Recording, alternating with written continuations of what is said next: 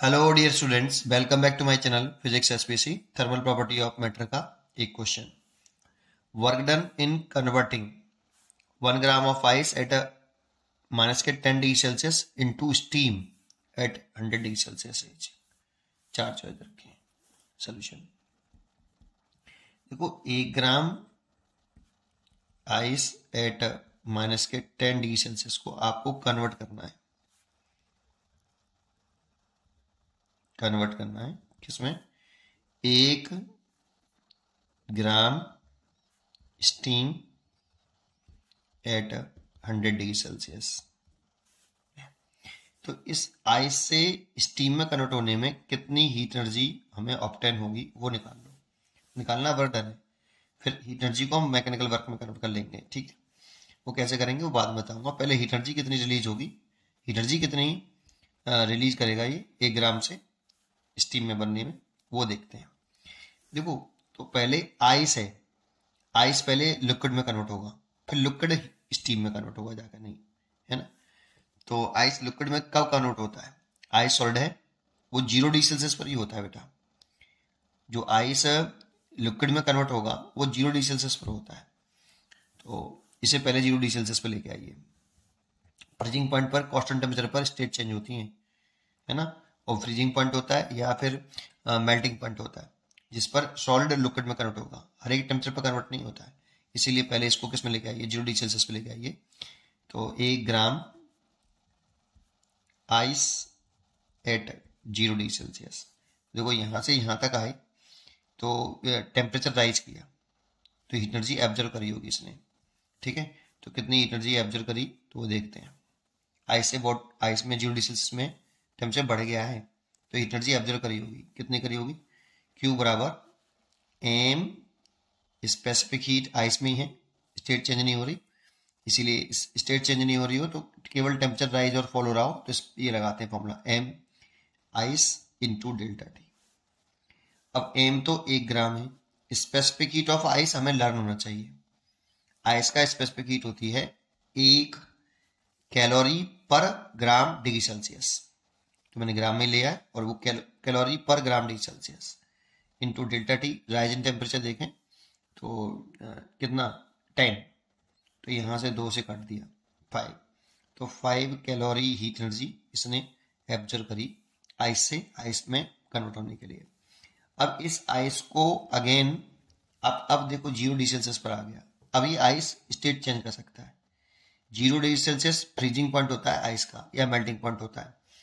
यहीं पर आपकी एक सॉलिड लिक्विड में कन्वर्ट हो सकता है।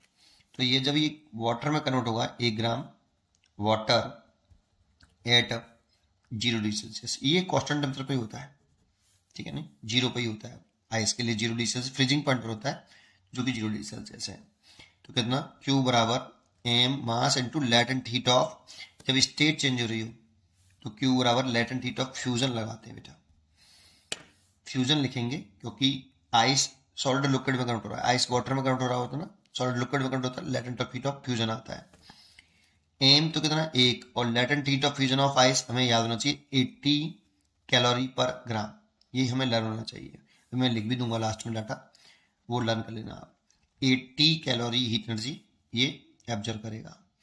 अब इस ग्राम ऑफ वाटर को आप 100 डिग्री सेल्सियस उस पर ले आओ। 100 पे क्यों ला रहे हैं? क्योंकि स्टीम जो लिक्विड स्टीम में कन्वर्ट होता है वो बॉइलिंग पॉइंट पर होता है। स्टीम वाटर जो है स्टीम में कन्वर्ट होता है, लिक्विड जो है वेपर में कन्वर्ट होता है वो 100 डिग्री सेल्सियस पर होता है ना। तो इससे पहले वाटर को आप 100 डिग्री सेल्सियस पर लेके आओ। तो 1 gram water at 100 degree Celsius.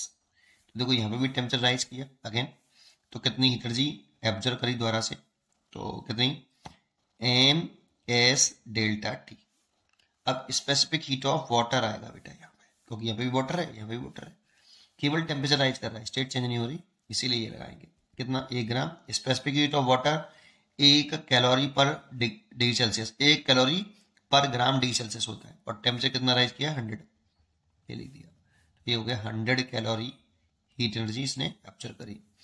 अब देखो 100 डिग्री सेल्सियस पर लिक्विड स्टीम में कन्वर्ट होता है, बॉइलिंग पॉइंट पर होता है, तो ये 100 डिग्री सेल्सियस है, ये कन्वर्ट कर सकता है, स्टेट चेंज हो सकती है। तो ये स्टेट यहाँ से यहाँ आ गए, तो कितनी आपकी हीट एनर्जी स्टेट चेंज कर रहे हैं, है ना। और वो वाटर से स्टीम कन्वर्ट होता है, लिक्विड से स्टीम बनती है या वेपर बनती है वो 100 डिग्री सेल्सियस पर, और सॉलिड से लिक्विड बनता है वो फ्रीजिंग पॉइंट पर होता है। और आइस के लिए जो फ्रीजिंग पॉइंट है या मेल्टिंग पॉइंट है वो 0 डिग्री सेल्सियस होता है, तो 0 पर होता है। चलिए अब इसको देखते हैं कितना स्टेट चेंज कर रहे हैं, तो इसलिए m into latent heat of vaporisation आएगा। वाटर से लिक्विड से स्टीम बने या स्टीम से लिक्विड बने तो लेटेंट हीट ऑफ वेपराइजेशन आता है, और सॉलिड से लिक्विड बने तो लेटेंट हीट ऑफ फ्यूजन आता है। अब लेटेंट हीट ऑफ वेपराइजेशन जो होता है वाटर का वो 540 कैलोरी पर ग्राम होता है, वो हमें याद होना चाहिए, 540 कैलोरी पर ग्राम। तो देखो 1 ग्राम है और ये 540 कैलोरी पर ग्राम है, तो ये कितनी कैलोरी उसने हीट एनर्जी एब्जॉर्व करी होगी, इतनी कैलोरी। तो देखो आइस मैंने कन्वर्ट कर दी किसमें, स्टीम में, और यही कह रहा है कि burden in converting a 1 gram of ice eight -10 degree Celsius into steam. तो इस वाली कंडीशन में टोटल हीट एनर्जी इसने कितनी एब्जॉर्व करी, टोटल वो निकालना है बेटा। तो देखो 5 कैलोरी ये है, ये रही, और 80 कैलोरी ये रही, प्लस 80 कैलोरी, और 100 कैलोरी ये रही, प्लस 100 कैलोरी, प्लस 540 कैलोरी। अब तीनों को आप चारों को ऐड करिए, तो ये ऐड करके आता है 725 कैलोरी। इतनी हीट एनर्जी इसने एब्जॉर्व करी, इतनी कैलोरी में है ये, है ना। अब इसे मैकेनिकल बर्डन में निकालना है, तो W इज इक्वल टू आपने पढ़ा होगा JQ, और J is a conversion factor. यहाँ J mechanical equivalent of heat होता है, मैकेनिकल इक्विवेलेंट ऑफ हीट, तो ये केवल कन्वर्जन फैक्टर होता है, इसकी वैल्यू होती है 4.2 जूल पर कैलोरी। ये हीट एनर्जी Q को कैलोरी से जूल में कन्वर्ट करता है, कैलोरी को जूल से में कन्वर्ट करता है J।